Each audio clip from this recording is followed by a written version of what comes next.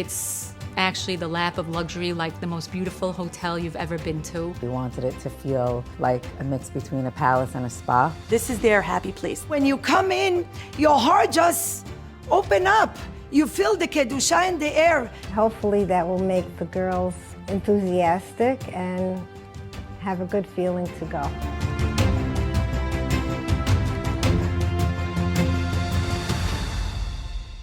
Baruch Hashem, many years ago, our mikveh was very simple. And our community was not feeling that comfortable coming to do that beautiful mitzvah. We women have 3 special mitzvot. Of course, woman purity, of course, challah, and we have adlakat haner. Today, we know woman purity is the biggest mitzvah there is. We want to make it special for us. When we got married in 1971, all of the brides and grooms always had a visit with Rabbi Kasson. So all the brides went to the mikveh before we got married. After that, we really didn't know the laws. We just went by rote. In the summertime, there was no mikveh. We would have to drive to Lakewood. That was the only mikveh. As a matter of fact, since we didn't know the laws so well, we would get a group of girls and decide, you have to go Wednesday, you have to go Monday, let's all go on Thursday to Lakewood. And so, later on in years, my mother-in-law, Frida Kasson, took it upon herself to call the brides and give them a class about the laws of family purity. When I got married, one of the only mikvehs that we had was Norwood Avenue Mikveh. This mikveh was nothing like this. I think I might have even dreaded coming in the beginning. I mean, you can't even put it in the same sentence or in the same realm as what I'm looking at right now. So Baruch Hashem, over the years, the community has grown by leaps and bounds, and the observance of Taharat HaMishpacha, Baruch Hashem, has blossomed, and the building was starting to take its toll, and renovation was mandatory at that point. I was at an engagement party and I saw Elise. She said, you want a job? And as a joke, I said, only if it's holy. And she goes, it's the mikveh. I go, oh! And she brought me on board to this most spiritual, beautiful mitzvah.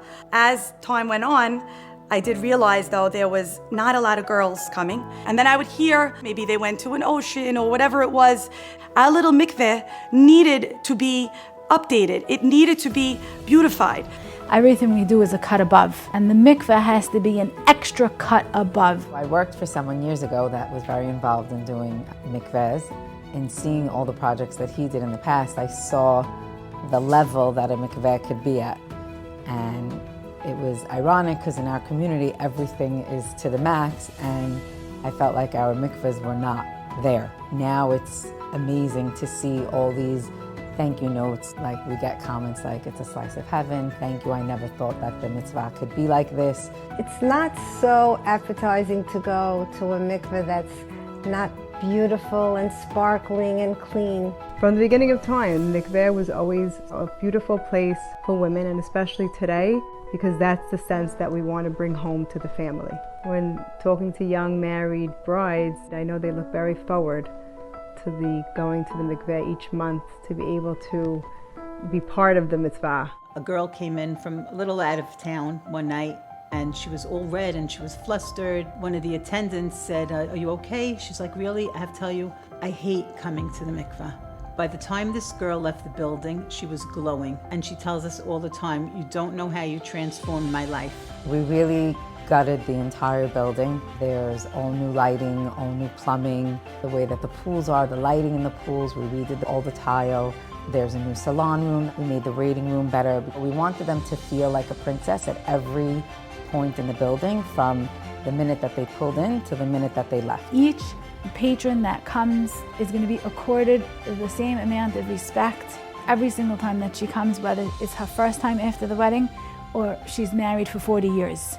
For women struggling with infertility, the mikveh can serve as a very deep, meaningful place to pray and a place where they can seek spiritual support.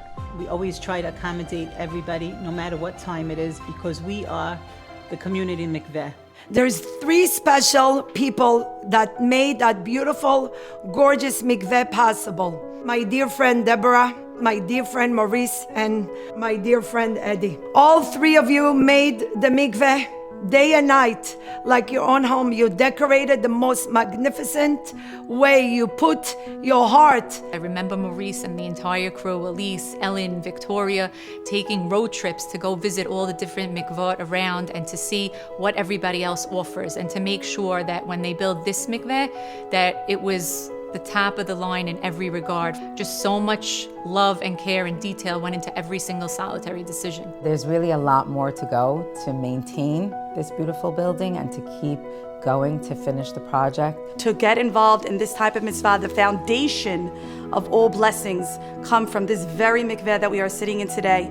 I pray that everyone who's involved in it should be blessed and should see endless blessing and a lifetime of goodness. I want to promise each one of us that will come and support the mikveh, that they will see a special blessing in their life. They will see Sayata Dishmaya. And Be'ezrat Hashem, very soon, we will be purified by HaKadosh Baruch Hu himself.